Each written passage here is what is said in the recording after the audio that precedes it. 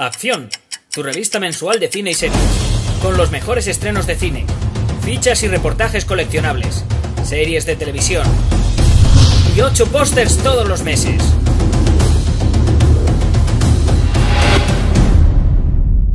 Búscala en tu kiosco. Muy buenas, Eduardo de México, un clásico de la revista Acción, un clásico entre los seguidores de la revista Acción. Voy a hablar del Resplandor. Finalmente ha llegado el momento, ya sé que has tenido mucha paciencia y te lo agradezco infinito. Y te agradezco todas tus contribuciones e intervenciones en los directos y demás que hemos hecho Jesús Usero y yo a lo largo de estos años. Bueno, vamos a hablar del Resplandor, Eduardo.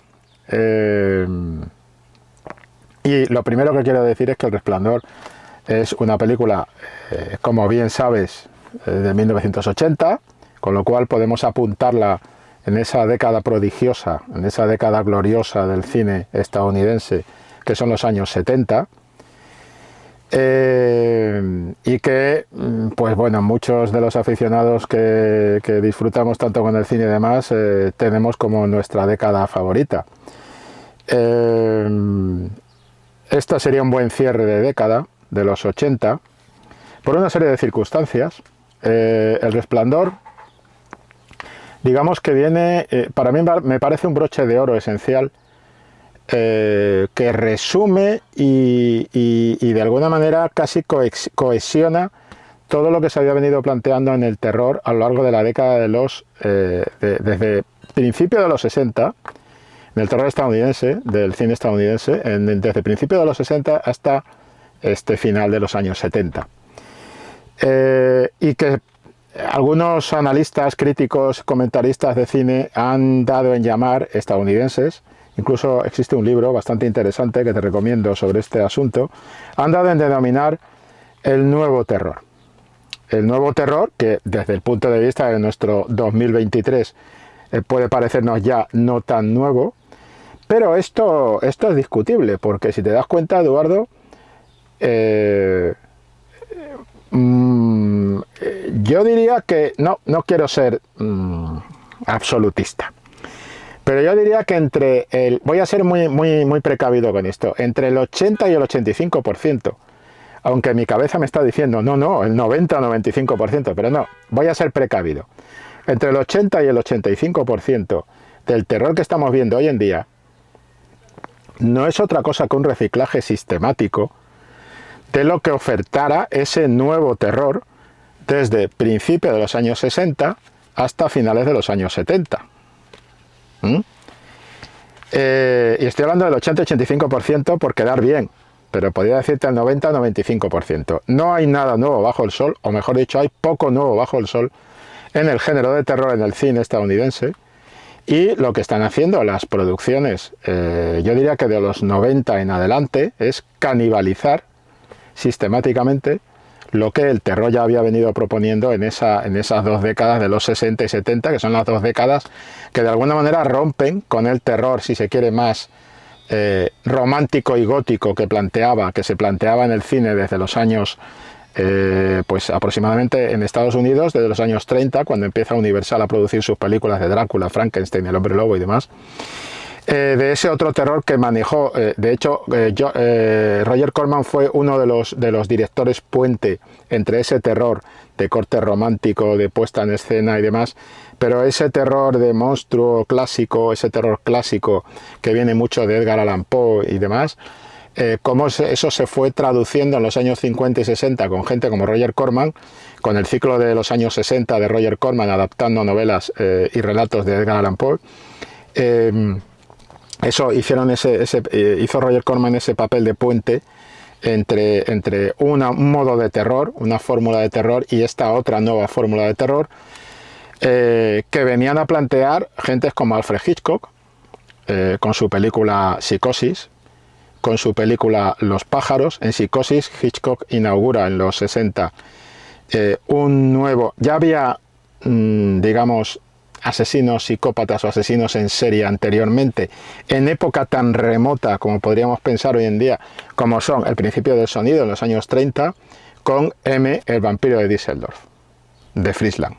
O sea que ya lo sabía antes. Pero lo que hace Hitchcock es inspirarse por determinado tipo de figuras de asesino en serie, de asesino psicópata, e introduce para el terror moderno, para el nuevo terror, esa figura del nuevo monstruo. O sea que de alguna manera Hitchcock no crea el nuevo monstruo, pero sí que lo actualiza de alguna forma con Psicosis. Pero es que después vamos a encontrar que también va a trabajar Hitchcock en los años 60 el tema del terror a la naturaleza, el miedo a la rebelión de la naturaleza, con Los pájaros. Los pájaros, película muy influyente en otro clásico del terror de la década posterior, de los años 70, como es Tiburón de Steven Spielberg, visualmente hablando, ¿vale? Entonces, eso en cuanto a Alfred Hitchcock, años 60, pero es que después viene Roman Polanski.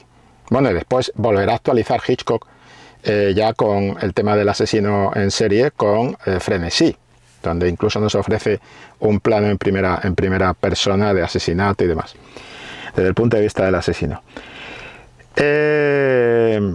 Entonces, después tenemos a Roman Polanski.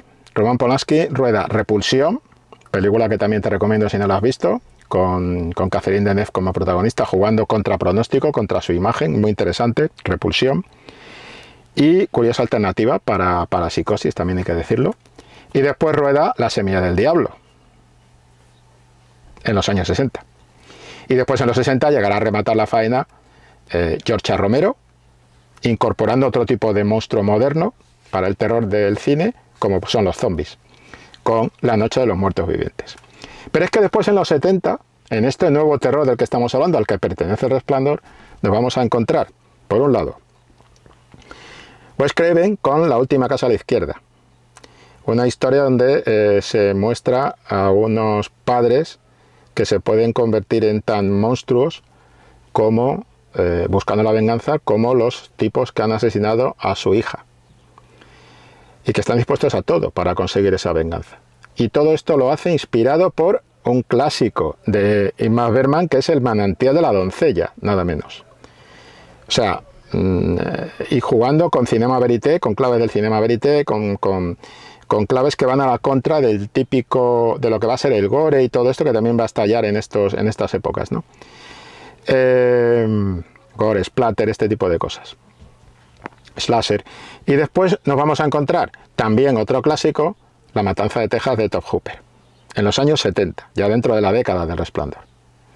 Tobe Hooper, que lo que hace es, en el fondo, de alguna manera se produce un curioso enfrentamiento entre dos formas de familia, ¿no?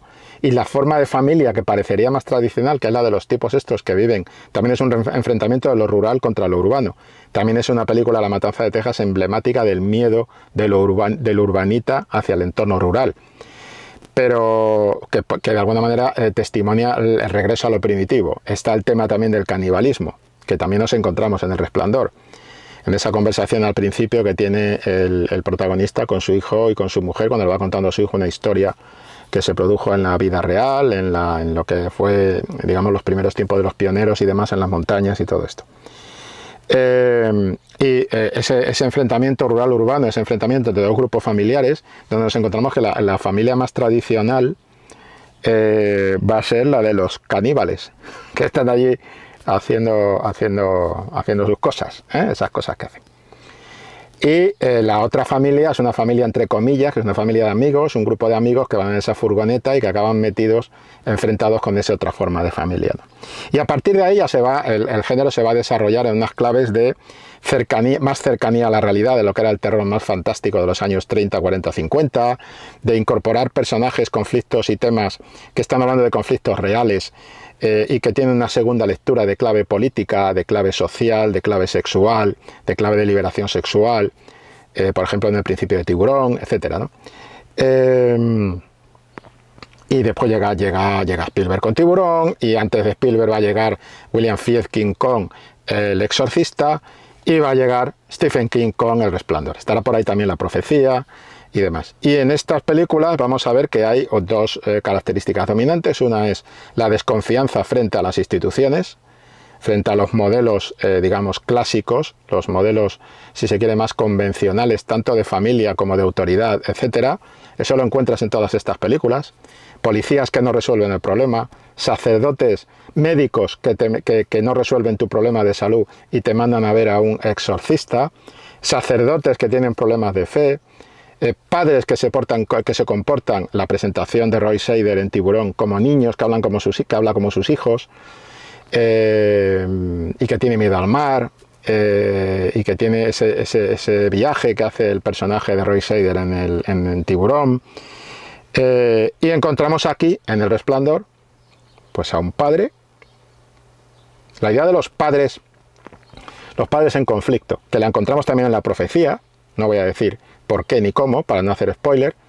Y bueno, ya que me he enrollado, aprovecho, ahora ya que he dicho lo de los spoilers, pues voy a decir que este vídeo es un vídeo con spoiler, que evidentemente si no habéis visto El Resplandor, el resto de la gente no deberíais seguir viéndolo, porque va a haber spoilers del Resplandor. Hasta ahora no he hecho spoiler de ninguna otra película. Y ya aprovecho para decir que este es un vídeo de la revista Acción Cine, Acción Televisión, que es una revista mensual en kioscos. La podéis conseguir en kioscos y también la vais a poder conseguir si queréis pedirla aquí a la redacción y demás. Y que además de toda la información que trae, entrevistas, reportajes, artículos, opiniones, críticas, pues ya digo, lo que es la actualidad tanto de televisión como de cine, pues tenemos un importante peso de coleccionables en la revista.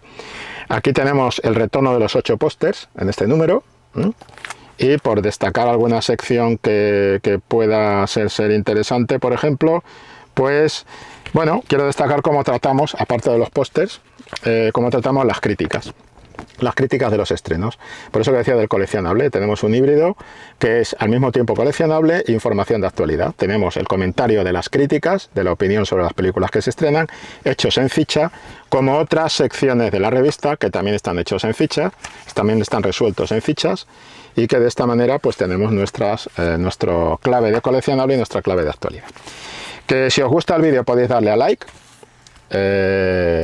y que, bueno, podéis también suscribiros al canal, ¿de acuerdo? Y ahora pues sigo un poco con lo que estaba comentando de El Resplandor, ubicando un poco la película El Resplandor dentro de lo que es el contexto de ese nuevo terror, ¿no? Y como decía, el tema del conflicto de los padres que tienen serios problemas. Los padres que o bien son inmaduros o que están superados por las circunstancias o que no son esa figura de autoridad, digamos, férrea, sólida, ese consejero que te puede orientar. No, son gente muy desorientada, gente con mucho problema, gente que en un momento determinado pues tiene incluso que solucionar una serie de cuestiones que claramente les superan, bien sean por el camino, normalmente por el camino de lo sobrenatural, o bien por el camino de la amenaza, como es el caso de Tiburón con Roy Scheider, ¿no? Y en el caso del personaje de Jack Nicholson en El Resplandor, como bien sabe Eduardo, pues la cosa alcanza un nivel un poquito siniestro y bastante truculento y inquietante, muy inquietante. Entonces, como digo, dentro de estos parámetros del nuevo terror, pues vemos ese primer término de desconfianza de la autoridad, desconfianza de las instituciones, desconfianza en general de todo lo que supone, digamos, la estructura más convencional del sistema del Estado y demás. Y después el otro tema que es dominante es un poco el tema de las pulsiones sexuales, que también está presente en El Resplandor. Kyoten, que está en El Exorcista, La niña está madurando, que está en Tiburón, de otra manera, que está indudablemente en El Resplandor, y que de alguna manera se materializa también en todas estas que hemos dicho de La Matanza de Texas, y que ya venía anteriormente, de los años 60, como hemos dicho, el tema de las pulsiones sexuales, desde Psicosis en adelante y demás. El yo, el ello, el super yo y todo esto, ¿no? Entonces, a partir de aquí, ya enmarcados dentro del nuevo terror, tengo que decir, Eduardo, que yo, por ejemplo, por aclarar, con El Resplandor y con El Exorcista, es un binomio de películas que yo utilizo todos los años en mis cursos de la escuela de cine en la que trabajo, y les propongo siempre un trabajo sobre estas dos películas con una serie de claves concretas a los alumnos. Así que es una película que está bastante pateada y que me he dado cuenta que está muy pateada por todas partes, en internet y demás. De manera que intentar decir algo nuevo del Resplandor a estas alturas, pues es un poco ingenuo. Así que no pretendo descubrir nada con estos comentarios que voy a hacer aquí. Sí que puedo aportar algo de mi opinión, por eso he querido ubicarte primero, Eduardo, dentro de lo que era este tema del nuevo terror de los años 60 y 70.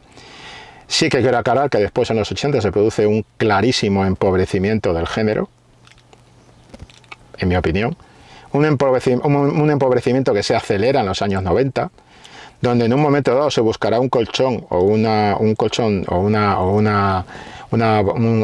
alguna manera un balón de oxígeno en el género, en el cine de terror oriental, cuando vengan todas estas películas de Japón, del terror japonés, que después añadirá Corea y demás, pero que en definitiva en Occidente pues está bastante cerrado, en mi opinión, cuando lo cierra de alguna forma. Para mí, lo que yo se lo digo a mis alumnos así siempre, es la Capilla Sistina del género de terror, que es El Resplandor. Naturalmente en terror alguien me podrá decir también, hombre, se te ha olvidado hablar de Alien. No se me ha olvidado, Alien está ahí también. Alien con su mezcla con ciencia ficción, aunque claramente es una película de terror y donde el género de terror es dominante. Alien también está ahí.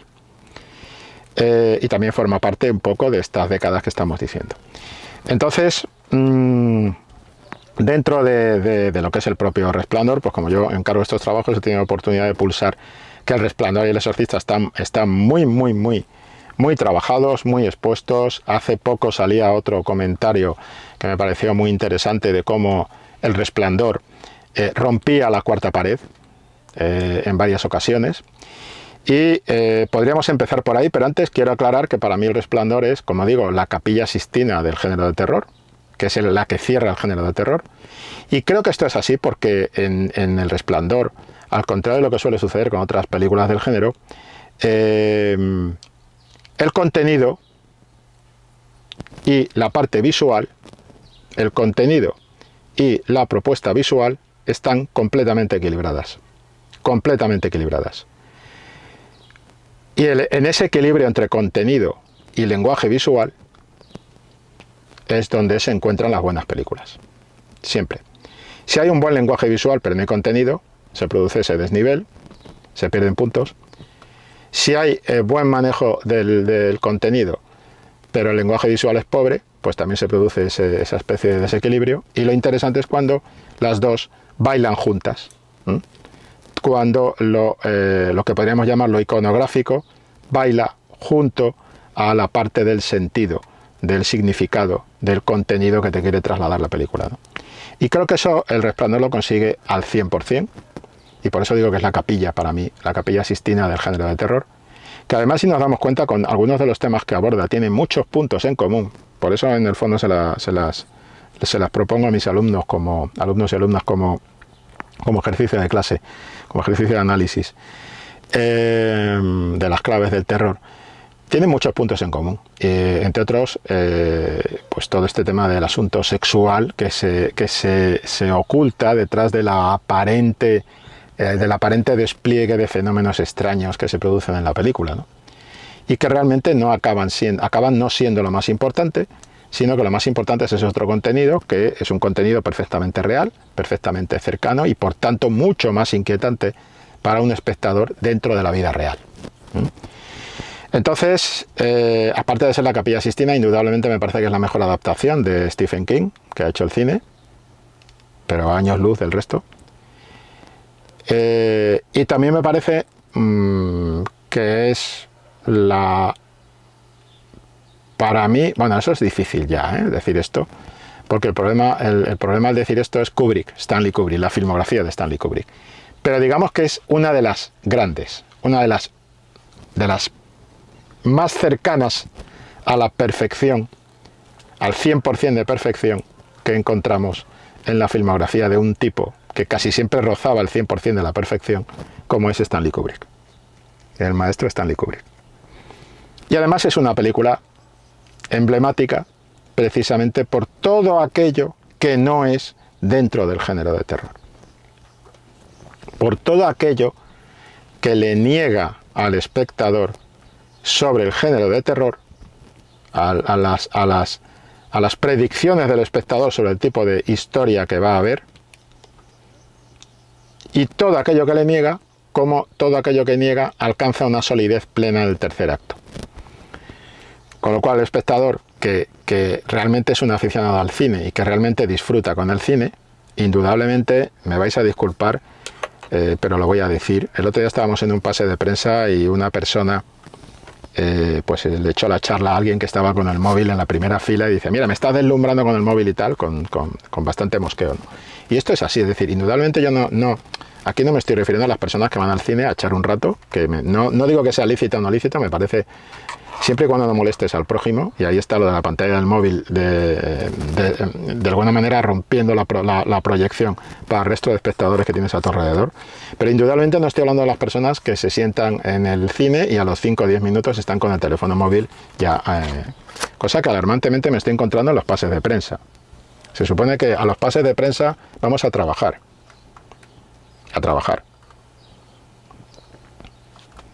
¿Por qué nos hacen el pase de prensa? Pues somos críticos o tenemos que comentar la película o tenemos que emitir una opinión sobre la película. Entiendo que la gente tiene que estar conectada. Yo mismo me hemos quedado alguna vez. El último fue en John Wick, cuando te quitan el teléfono y te dejan incomunicado. Pues oye, te quedas un poco diciendo, joder, esa sensación de decir... O sea, que entiendo que somos también los periodistas algunas veces como somos, ¿no? Pero sí que quiero decir, el primero yo, pero sí que quiero decir esto, ¿no? Que evidentemente cuando estoy hablando de Capilla Sistina, cuando estoy hablando de que en el tercer acto, yo no estoy hablando de la persona que va al cine con el teléfono móvil pendiente de decir, en cuanto que no pase lo que a mí me gusta o a mí no me interesa y tal, trinco teléfono móvil y me pongo a hacer cosas. No estoy hablando de eso. Y no estoy hablando de... Creo que al cine vamos últimamente... Siempre hemos ido, cuidado, siempre, esto ha pasado siempre. Pero creo que vamos con un maletín de esto es lo que quiero de la película. Me parece lícito, has pagado tu entrada, tienes derecho a hacer eso. Pero caramba, es que no han pasado 10 minutos de película y ya estás abriendo el maletín diciendo no está, esto no está, basura, como si fuéramos el Joker entrando en el museo, el Joker precisamente de Jack Nicholson, entrando en el museo en Batman de Tim Burton, ¿no? Basura. A ver, El Resplandor no es una película fácil para gente, para personas, para espectadores, todos ellos muy respetables y todas ellas muy respetables, que van al cine a ver sustos. Porque es una película que no tiene sustos. Y digo esto para explicar por qué me parece que va a la contra de lo que propone el terror. Kubrick se empeña en no darle al espectador lo que espera ver en una película sobre un hotel donde se producen fenómenos extraños. ¿O no? Y Kubrick no le da al espectador lo que espera ver o lo que espera ver en la película después de haber leído la novela de Stephen King. Hay una clave que es evidente, que son los desacuerdos que se producen entre Stephen King, autor de la novela, que incorpora más clave de tema fantástico, que si los setos, este tipo de cosas, y Stanley Kubrick, director de la película. Principalmente por una cuestión de la entidad del mal. ¿Dónde está el mal? Principalmente por dónde ubica cada uno de ellos el mal. Evidentemente yo creo que no hay tanto desacuerdo. Cualquiera que haya leído las novelas de Stephen King sabe que hay mucho planteamiento de violencia de género, maltrato, de personajes maltratados sistemáticamente. Eso se ve también en otra película que también no llega al nivel de Resplandor, pero que también es muy buena adaptación, como es Carrie, por ejemplo. Carrie de Brian De Palma. Creo que comparten muchos temas en común. Lo que pasa es que lo que no juega Kubrick, o mejor dicho, la manera en que Kubrick juega con la clave fantástica del relato, es siempre en apoyo del tema que quiere abordar y siempre bajo ese filtro del alcoholismo y ese filtro de la locura, porque El Resplandor es una película sobre la locura. De hecho, es una película que coge al espectador y consigue ponerlo en paralelo con el protagonista. Un protagonista que es el antagonista, que es el monstruo. Y que su deriva mental acaba llevándole al abismo y a caer en el abismo donde él quiere caer por otra parte. Entonces, es una película que te está proponiendo un tipo de terror psicológico, absolutamente truculento, absolutamente perturbador, absolutamente inquietante, de manera que incluso sin coger las claves que después se han esgrimido, se han analizado y se han explicado 40.000 millones de veces del Resplandor, incluso sin cogerlas, y yo tengo que decir que la primera vez que la vi, que era joven, y además la vi doblada, a ver, el doblaje en el Resplandor de aquí no era la mejor opción, digamos, no es el mejor doblaje de las películas de Kubrick, todo hay que decirlo, en mi opinión, sobre todo por lo que se refiere al personaje de ella. En general las películas dobladas, bueno, no vamos a entrar en esa temática, ¿no? Pero bueno, ya sabemos que pierden algo del original y otras veces ganan, dependiendo del tipo de película que sea también. Pero en el caso del Resplandor yo creo que pierde. Pero en cualquier caso, cuando la veo doblada la primera vez, lo recuerdo perfectamente en el Cine Paz de Madrid, con más gente, es una película que a mí ni me enganchó, ni me gustó, ni nada. ¿Por qué? Porque yo formaba parte de todo ese grupo de gente, era un adolescente, de todo ese grupo de gente que iba buscando el susto.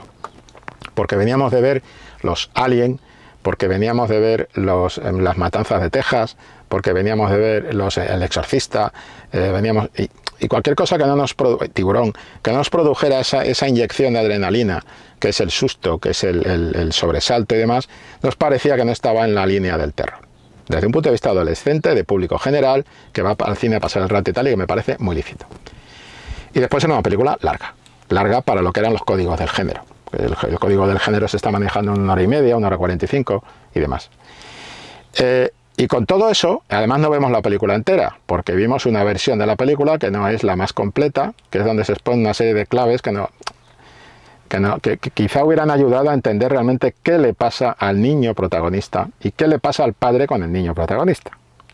Pero bueno. Pero esa es una primera impresión. Cuando empiezas a leer sobre cine, cuando empieza a gustarte más el cine porque entiendes más el cine, te das cuenta de que hay otras claves. Y entonces empiezas a meterle pico y pala a la película de análisis. Y ya sé que estamos en una época en la que siempre existe el peligro del sobreanálisis. En parte porque creo que Kubrick, y aprovecho para dar esta opinión, ya que me pilla de paso, creo que si algo se le puede reconocer a Kubrick, es que Kubrick ahora estamos en esa época de sobreinterpretación, de sobreinterpretarlo todo lo que ocurre en la pantalla, incluso en películas que no se lo merecen porque no se lo han ganado, o que no se lo merecen porque no lo han buscado. O sea, no se puede sobreinterpretar Fast and Furious 10. Es buena, es mala, esto está bien, esto está mal, pero interpretar claves de este personaje lleva este color, porque tal. Y cuando ellos mismos quieren hacerlo, pues, por ejemplo, con el personaje Jason Momoa, que quiere establecer un punto de ruptura por la clave de la sátira y de la caricatura dentro de esa línea general, y que creo que Momoa ha leído mejor la franquicia de lo que parece. Lo que pasa es que lo que hace es un juego demasiado exagerado y demás. Pero bueno, estamos hablando de Fast and Furious 10.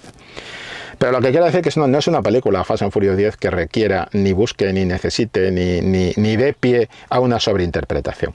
Pero ¿qué me dices, Eduardo, del cine de Christopher Nolan? Que es un derivado en este sentido de la sobreinterpretación del cine de Kubrick. Pues el cine de Christopher Nolan está pidiendo a gritos sobreinterpretación. ¿Qué está pasando en esa secuencia? ¿Por qué esto, que este tipo de plano propicia la sobreinterpretación? Entonces, lo digo porque yo además, como me dedico a dar clase de análisis fílmico, pues siempre tenemos esta amenaza de sobreinterpretar, ¿no? Y hay que tenerlo muy en cuenta. Entonces, Kubrick es el que instala esa sobreinterpretación en el espectador.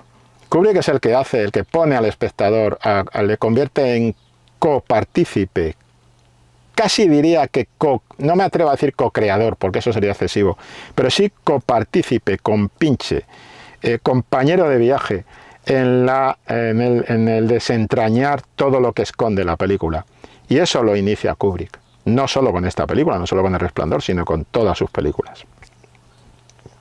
De manera que siempre nos pone a buscar esa otra vuelta de tuerca, ¿no? Siempre nos pone a buscar ese otro sentido y tal. Y eso en El Resplandor ha dado pie a muchas interpretaciones, algunas se contradicen, otras no se contradicen, algunas pueden espantar más, otras pueden espantar menos, algunas pueden ser más personales, otras menos personales, pero en cualquier caso la riqueza de reflexión y de coparticipación del espectador en todas estas interpretaciones e incluso sobreinterpretaciones, el padre de esa sobreinterpretación en el cine, yo creo que es Stanley Kubrick. Y creo que El Resplandor es un buen ejemplo de ello. Entonces, claro, ¿por qué decía esto? Pues porque lo primero que hace Kubrick es decir, esto es una película de terror que no te la voy a desarrollar como una película de terror. Y entonces se produce cierto rechazo por parte del público, ya me he incluido yo en ese rechazo inicial de la primera vez que veo la película en cine, que se puede convertir en afecto si te tomas el trabajo de analizar claves de cómo está funcionando la película y de cómo funciona el cine en general y de cómo funciona el cine de Kubrick con todas sus interpretaciones en concreto. Y vaya por delante una cosa, esto no es un juego de listos y de tontos, nada de eso. Es un juego de gente que le interesa más entrar en estas interioridades y de gente que le interesa menos entrar en estas interioridades. Y cualquiera de las dos opciones es válida, Vivimos en un mundo que habla mucho de valores, de tolerancia y demás, pero donde creo que tenemos demasiada rapidez, demasiada necesidad, demasiada ansiedad por repartir etiquetas y por decir esto está bien y esto está mal.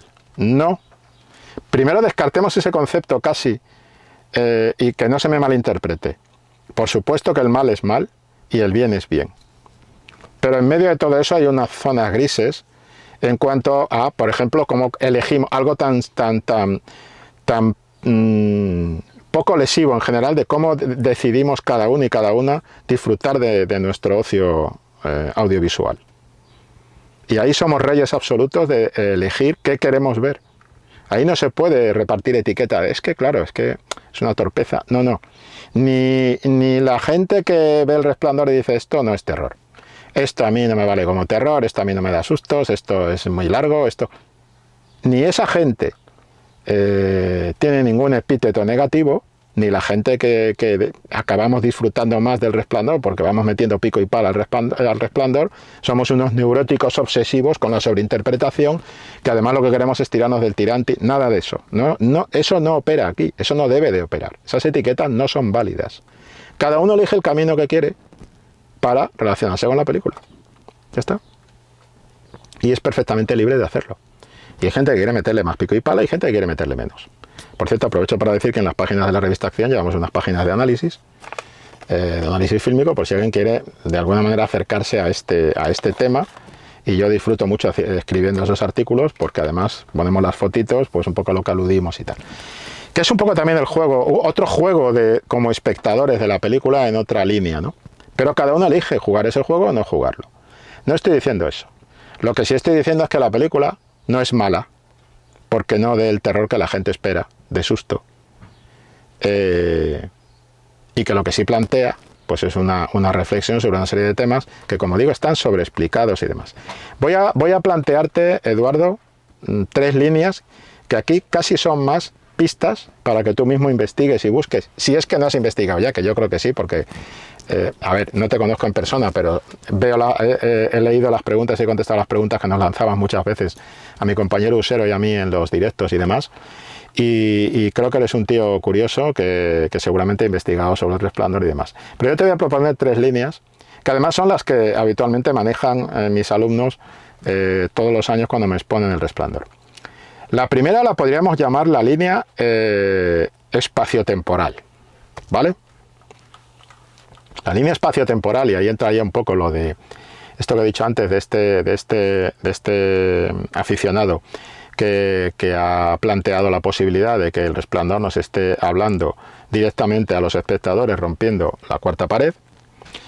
Es la línea espaciotemporal, ahí entraría esto, es la línea de cómo maneja los espacios Stanley Kubrick. Y cómo, incluso esto un alumno me lo llegó a explicar y era bastante brillante su explicación en clase, su exposición en clase. Sobre la planta arquitectónica del hotel, sobre esa planta arquitectónica del hotel, pues resulta que nada encaja. El interior es como un poco, casi se diría, no diría yo casi pero es prácticamente un tesseracto. Prácticamente sería un tesseract, porque lo que vemos desde fuera no coincide con el reparto de habitaciones que vamos a ver dentro. Esos paseos del niño con el triciclo, utilizando evidentemente una dolly y jugando con las claves de poder filmar detrás de los personajes y digamos, imponer un movimiento completamente invasivo para el espectador, porque el niño va con el triciclo, pero tú vas con el niño y demás. Invasivo en el buen sentido para el espectador. Los paseos del triciclo, los paseos, las entradas del padre en habitaciones, etcétera, etcétera, no coinciden con la planta arquitectónica del edificio, y esa no coincidencia evidentemente está plenamente buscada por Stanley Kubrick. No es un error, no es que Kubrick no cometa errores, era un ser humano y por lo tanto todos los seres humanos cometemos errores porque no somos perfectos. Pero digamos que en Kubrick hay pocos errores, y no de ese tipo, no de torpezas. Entonces, digamos, esa no coincidencia del interior con el exterior es esa apertura a lugares, a otros lugares, a una especie de laberinto que es la propia mente, precipitándose hacia la locura del personaje de Jack Nicholson. Porque lo que le pasa al personaje de Jack Nicholson es esa caída en el abismo de la locura, ¿no? En la cual nosotros le acompañamos, además. Y ahí encajaría también cosas que vemos y que no vemos. Hay un momento en el que el personaje de Jack Nicholson, el protagonista, está hablando con su mujer. Y vemos y no vemos una silla que está detrás de él. Y cómo se acerca a la mujer. Hay un movimiento de cámara muy interesante, que es como vemos un movimiento como espectadores que nos va acercando por detrás. Y vemos como el hotel, hay un plano general del sitio donde está escribiendo Jack Nicholson. Y hay un plano general donde pareciera que ese hotel está como es antropomórfico, tiene ojos y boca. Y ese plano de cámara nos lleva hacia la nuca de Jack Nicholson, pero ella viene por otro sitio. Entonces nos da esa sensación como de una presencia, de un acecho sobre el personaje de Nicholson, que está presente en toda la película. Y después hay una silla tras él que vemos en un plano y que en el plano siguiente ya no está. Lo que está y lo que no está. Eso me parece muy interesante. El lugar y el no lugar. El lugar en negativo, eso se ve, hay una célebre pintura de una ola en la pintura japonesa, que no sé si supongo que la conoces, es bastante popular, y en realidad hay dos olas en esa pintura. Hay una ola, que es la ola real, la ola, digamos, física, la ola del mar, pero si le das la vuelta al cuadro, hay otra ola que es la ola de la nada, del vacío. Con eso está jugando Kubrick en El Resplandor constantemente. Con lo que se ve, con lo que no se ve, con lo que ahora vemos, con lo que después no vemos. Y es muy interesante seguir ese recorrido que hay por las fotos del hotel. Cómo las fotos están siempre presentes en las paredes como elemento básico. ¿Y cómo acaba la película? Con Jack Nicholson consiguiendo su lugar. Es un tipo que está buscando su lugar en el mundo. Y su lugar en el mundo es un lugar en el no mundo. Es un lugar en la caída, en su propio mundo, en su propia fantasía, que es codearse con toda esa aristocracia y con toda esa gente acomodada que frecuentaba el hotel. Ser uno más entre ellos, cosa que finalmente consigue. Cuando recorremos el hotel, estamos recorriendo la cabeza de Jack Nicholson de alguna manera, y hay una escena que así lo explica, que es la escena del laberinto, cuando él se acerca y ve, se materializa como su mujer y su hijo, como dos pequeñas hormiguillas, minimizados, ninguneados, van por el hotel, totalmente atrapados en la locura de Nicholson. Estas son cosas claras que están ahí y que, bueno. Esa es una de las líneas donde se puede meter pico y pala, porque además la película, cada vez, y esta película la pusimos en unas sesiones especiales que organizó la revista Acción en el Cine Capitol, y pusimos la versión larga, y en la versión larga esto se ve mucho más. Esa carrera desesperada que hace la madre al final, donde se va encontrando cosas, esa dominante de azul en algunos momentos, todo suma, ¿no? La otra línea, ¿cuál sería? Pues la otra línea es la línea de la, de alguna manera,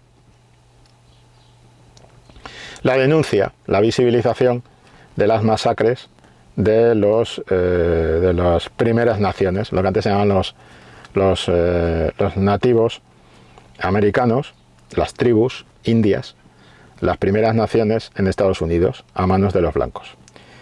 El tema de esa especie de canibalismo del hombre blanco frente a esa antropofagia del hombre blanco, antropofagia social, política, territorial, geográfica, cultural, sobre las tribus que estaban establecidas allí antes. Todo el hotel está cubierto de adornos indios en momentos determinados. La pelota que lanza Jack Nicholson cuando es incapaz de escribir, porque Jack Nicholson, o sea, el personaje de Jack Nicholson no puede escribir. Él solo lo de escribir es otra fantasía que se ha forjado él, ser un gran escritor. Y ojo, porque ahí entran ahí es donde se materializa la propia duda, la propia inquietud, quizás la parte más personal de King, de Stephen King, en la película, ¿no? Vista desde el punto de vista de Kubrick. Ese plano donde se repite siempre la misma frase, que tiene incluso un guiño, un homenaje en un episodio de Los Simpson. El célebre tema de sin tele y sin cerveza Homer pierde la cabeza. Bueno, pues eso viene de esa frase que está en el Resplandor de Kubrick.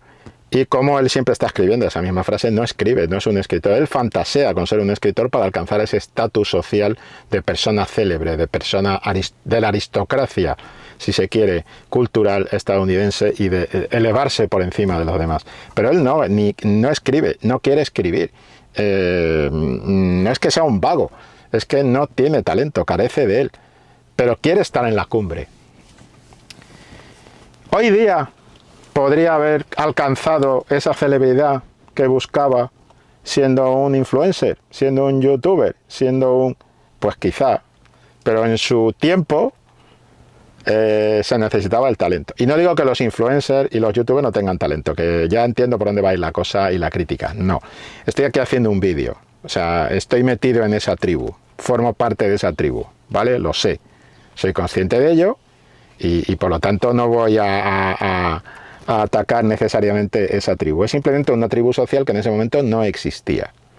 Con lo cual a Jack Nicholson no se le prestaba, al personaje de Jack Nicholson no tiene ninguna muleta a la que agarrarse para intentar ese minuto, ese segundo de fama que él anhela, que desea, que ansía, porque en el fondo se siente, ha sido maltratado, se siente como una basura. Y él busca esa especie de celebridad como una especie de escudo, de bálsamo o de placebo de lo que son sus propias frustraciones.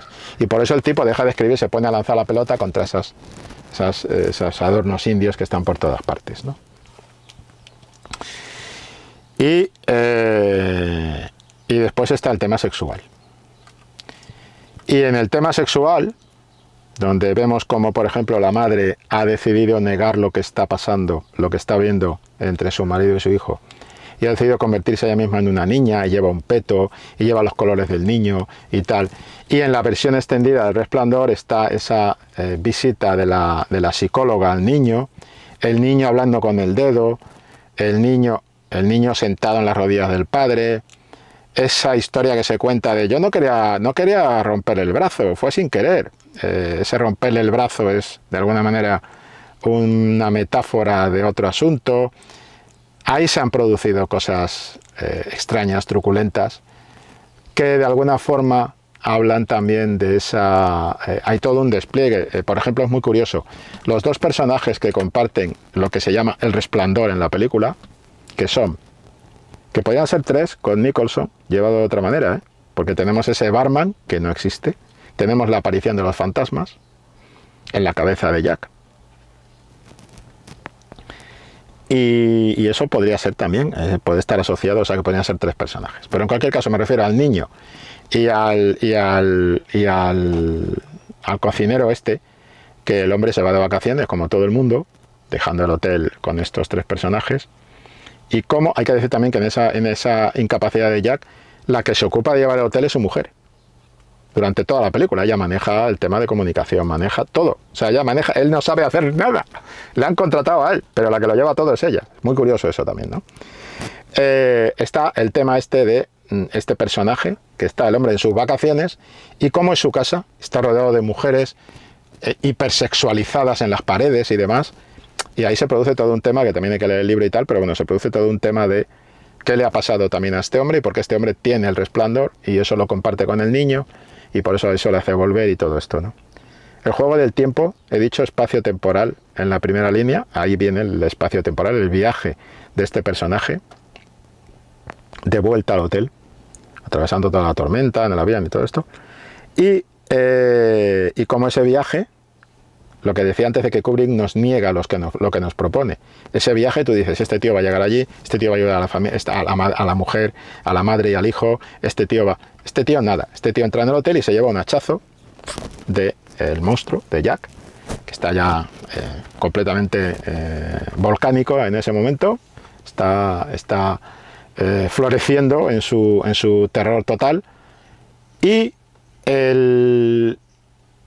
la idea de que estos personajes, el niño y este hombre, compartan pues esa especie de capacidad, de, llamémoslo, no sé si llamarlo don, pero no me lo parece, pero en cualquier caso, ese amigo invisible, ¿no? Esa capacidad de ver cosas y tal. Volveríamos al espacio aquí, como el niño cuando está hablando con este hombre al principio en la cocina. Sobre el niño vemos que hay unos cuchillos en una columna, unos cuchillos de cocina. Ya está la amenaza implícita, ¿no?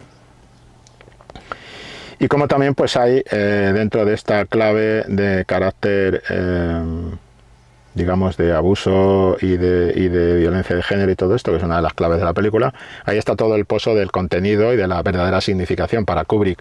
Ese es el tema de la película, la locura de Jack y lo que pasa ahí dentro. Y el tema de los fantasmas y demás, pues es algo, los fenómenos extraños propiamente dichos, será algo de la novela, pero en cualquier caso, en su película es algo totalmente secundario, que solo sirve para materializar la clave de la locura de Jack. Y después, pues bueno, hay un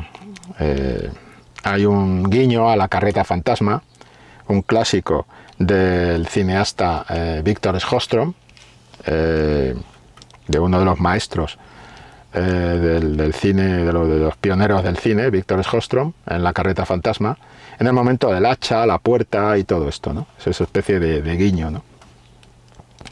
Y estas serían tres líneas, un poco para poder pasear por El Resplandor, y pero hay más, seguro que hay más, hay muchas más.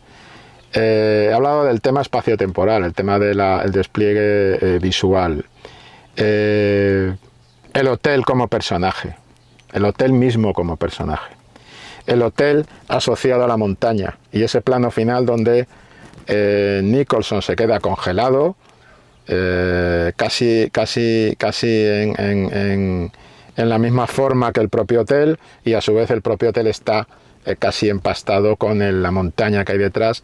Ese ir hacia la montaña, que a mí, por lo menos a mí, esto es a mí, me recuerda eso, otro clásico del género de terror, de la tapa muda, que es el Nosferatu de Murnau, como el viajero que va al castillo del vampiro, pues va acercándose, el vampiro está materializado por la montaña es lo primario, la montaña, esa idea de ir hacia la naturaleza, de ir hacia la montaña, que encajaría con lo que decía La matanza de Texas, de ese miedo rural urbano, el miedo urbanita frente al entorno más primario, más rural, más de la naturaleza, más auténtico de alguna forma.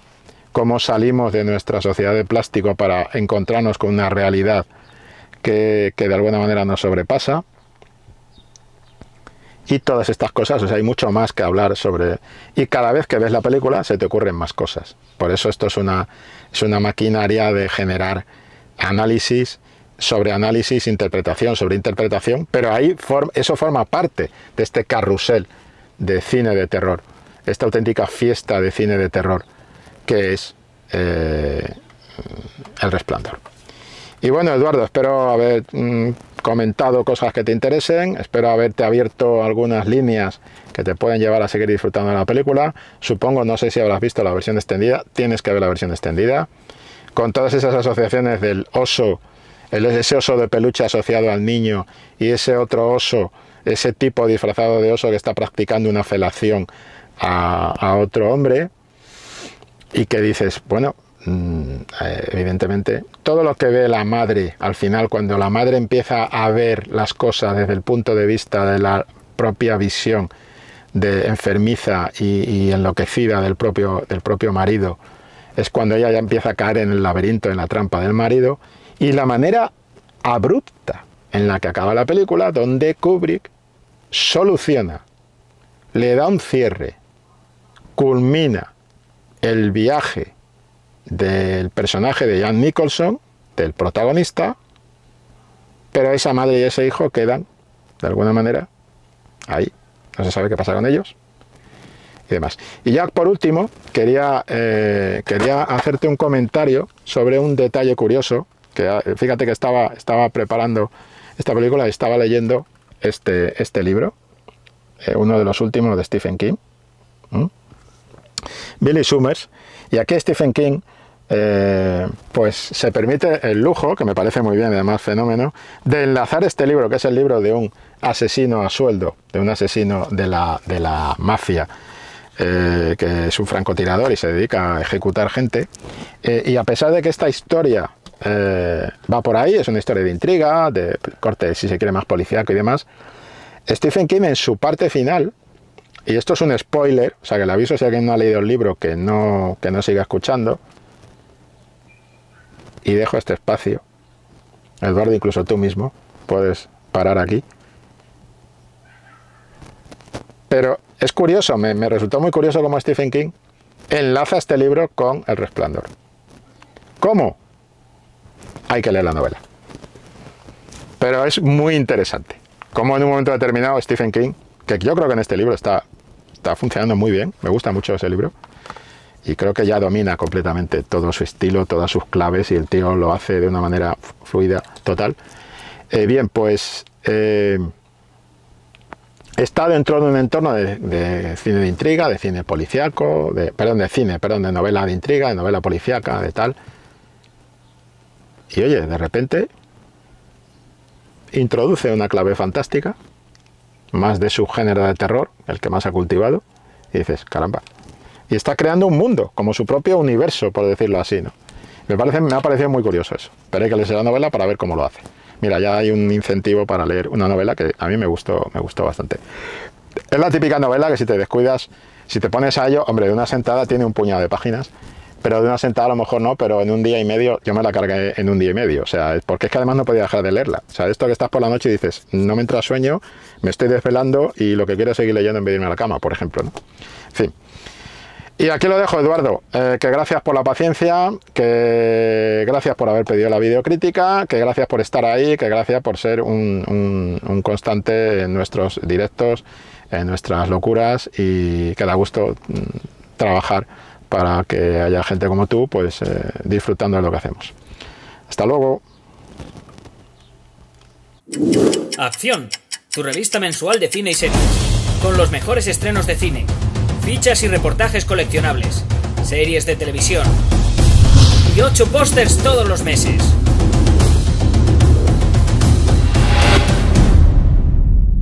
Búscala en tu kiosco.